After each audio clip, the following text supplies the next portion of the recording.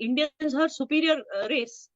Unfortunately उनसे पहले जो भी रूलर्स थे उन्होंने इंडियंस को इंफीरियर रेस दिखा के रखा था। बिल्कुल यही एक वो था ना, वो सुनिए ना मेरी बात, जी एक वो अंग्रेज कॉम्प्लेक्स था उनके अंदर, जो मोदी जी से पहले जो रूलर जो हमारे यहाँ हुक्मरान थे, हुकूमत होती थी, उनको एक अंग्रेजों वाला कीड़ा था कि इंडियंस को हमेशा दिखाओ कि दे आर इंफीरियर। क्यों?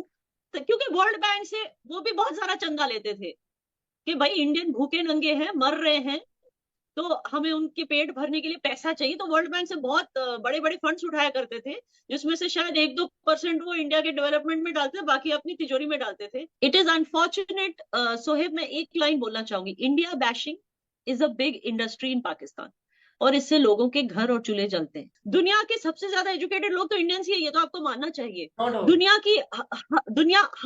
की जो भी आप कंट्री ले लो, जो सीईओज हैं, जिन जिन कंट्रीज में जो बड़े बड़े कंपनीज हैं, फॉर्च्यून 500 कंपनीज में सबसे ज्यादा सीईओज इंडिया में हैं, इंडिया के हैं। इवन अब तो सीईओ के भी पार हो गए, अब हम जो है फॉरेन कंट्रीज को रूल भी करने लगे हैं। जो इंडियन ओरिजिन के लोग हैं वो फॉरेन कंट्रीज में प्राइम मिनिस्टर भी बन रहे। सीईओ तो हम पहले बना करते थे, अब तो हमने उसको भी, रिकॉर्ड को भी तोड़ दिया, अब हम प्राइम मिनिस्टर बनने लगे हैं दूसरे कंट्रीज के।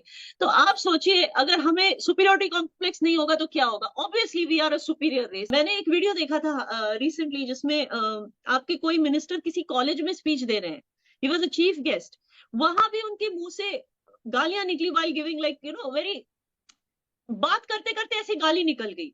आई हैव ऑल्सो सीन जो कश्मीर के इस वक्त जो वजीर आला हैं, वो भी जब मीडिया से बात करते हैं तो बीच में उनके मुंह से गाली निकल जाती। आई मीन जब योर, आप सोचिए ना, जब इमरान खान की बात होती है तो यंग लड़कियां कहती हैं कि he is so handsome, I want to see him in the bedroom. इस तरह की कुछ जहनियत हो चुकी है आप लोगों की। It is very bad. और उसके बाद जो मौलाना फजलुर रहमान ने उसी लड़की के बारे में किस तरह से बात की, अगेन इन ओपन पब्लिक। ਹੋਰ ਕੀ ਚਾਹੀਦਾ ਉਹਨਾਂ ਨੂੰ? ਉੱਥੇ ਵੜ ਜਾਓ ਜਿੱਥੋਂ ਆਏ ਹੋ ਦੁਨੀਆ 'ਚ, ਉਹਦੇ ਵਾਪਸ ਚਲੇ ਜਾਓ। ਇੰਡੀਆ ਦੀ ਐਡੀ ਕਿਹੜੀ ਲੋੜ ਹੈ? ਇੰਡੀਆ ਦੇ ਵਿੱਚ ਹੈ ਕੀ ਹੈ? ਨਾ ਕੋਈ ਵਰਲਡ ਨੰਬਰ 1 ਬੈਟਸਮੈਨ ਉਹਨਾਂ ਦਾ, ਨਾ ਵਰਲਡ ਨੰਬਰ 1 ਬੋਲਰ ਹੈ। ਤੇ ਗੱਲਾਂ ਦੇਖੋ, ਵਰਲਡ ਨੰਬਰ 1 ਲੀਗ ਜਿਹੜੀ ਪੀਐਸਐਲ ਸਾਡੀ, ਔਰ ਚੋਰੀ ਕਰ ਕਰਕੇ ਆਈਪੀਐਲ ਤੁਸੀਂ ਬਣਾ ਰਹੇ ਹੋ। पीएसएल च गड्डी ਅਸੀਂ खड़ी की, उन्होंने भी गड्डी खड़ी कर ली है। अच्छा मेरी बात सुने, कॉपी कैट इंडिया, हाँ पहली लीग किसकी थी?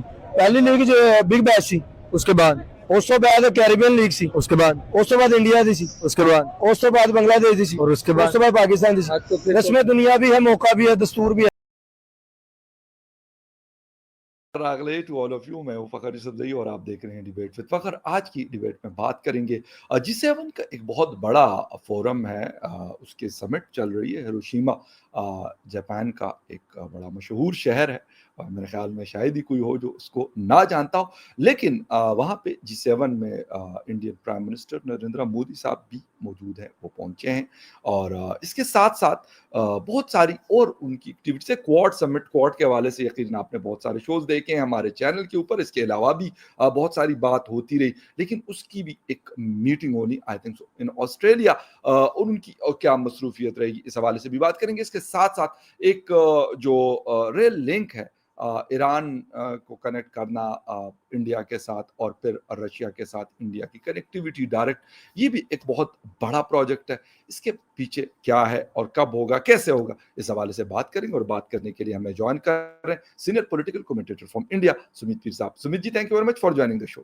थैंक यू फादर भाई, thanks for the invitation sir. अच्छा सुमित जी, एक तो G7 एक बहुत बड़ा, G20 बहुत बड़ा फोरम है, लेकिन G7 तो फिर उससे भी बड़ा फोरम है कि दुनिया की टॉप की जो 7 कंट्रीज हैं वो वहां पे इकट्ठी होती हैं। रशिया को इससे निकाला गया, वो भी आपसे खैर अलग से पूछूंगा, लेकिन इस वक्त क्योंकि इंडिया वहां पे प्राइम मिनिस्टर आप लोगों के यानी मोदी जी वहां पे मौजूद है, पाकिस्तान के हवाले से भी उन्होंने कुछ बात की कि बातचीत के लिए हमारे दरवाजे खुले हैं, लेकिन उसके लिए जो उनकी कंडीशन है कि हालात को बेहतर किया जाए बॉर्डर के ऊपर और बाकी चीज़ों के ऊपर, उससे भी आपसे पूछेंगे। लेकिन ओवरऑल अभी जो G7 समिट हो रहा है, इस वक्त दुनिया की इकोनॉमी, एक सुना है कि अमेरिका डिफॉल्ट कर रहा है, फलां डिफॉल्ट कर रहा है, एक बड़े मतलब क्राइसिस का। यहाँ पे पाकिस्तानी खुद महफूज नहीं है, जिनका मुल्क है, हम इस कंट्री में रहते हैं ना, हम खुद यहाँ पे महफूज नहीं है। तो यहाँ पे अमेरिका से या किसी और मुल्क से आया बंदा खुद को किस तरह महफूज तस्वर कर सके? ये लम्हा फिक्रिया है हमारे इदारों के लिए। पॉलिटिक्स, गंदी पॉलिटिक्स। गंदी पॉलिटिक्स वो कैसे? नायक मूवी देख लें और पाकिस्तान की सियासत देख लें, एक जैसी है। जस्ट लाइक सेम मुझे लगता है वही चीज़ है। नहीं, ऐसी कोई फील्ड तो नहीं है जिसमें हम आगे हों उनसे। वो देखें ना, खला में जाने की तैयारी कर रहे हैं और हम और ज़मीन बोस होते जा रहे हैं। हालात आपके सामने हर चीज़ के। और सबसे बड़ी बात, वो उनके जो पॉलिटिशियन है वो नेशनलिस्ट हैं। हमारा कोई पॉलिटिशियन जो है वो नेशनलिस्ट नहीं है। सबके बिजनेस बाहर के हैं, औलादे बाहर हैं, और हम खुद नेशनलिस्ट नहीं है। वो क्या, हम खुद आम पीपल नेशनलिस्ट नहीं है। वो जो भी कोई काम करते हैं ना, वो अपने फ़ायदे के लिए तो करते ही करते हैं, लेकिन उसका बैक एंड पे ये होता है कि मैंने अपने कंट्री को फ़ायदा देना है। और इस वजह से जो है वो शायद ग्रो कर रहे हैं, और हम सिर्फ अपनी ज़ातियात की तरफ सोचते हैं कि जी मैं अपने घर का पूरा करना है या मैंने सिर्फ अपने ऊपर लगाना है। तो उसके लिए मुझे अब वो कोई भी मीन्स मिल रहे हैं, चाहे वो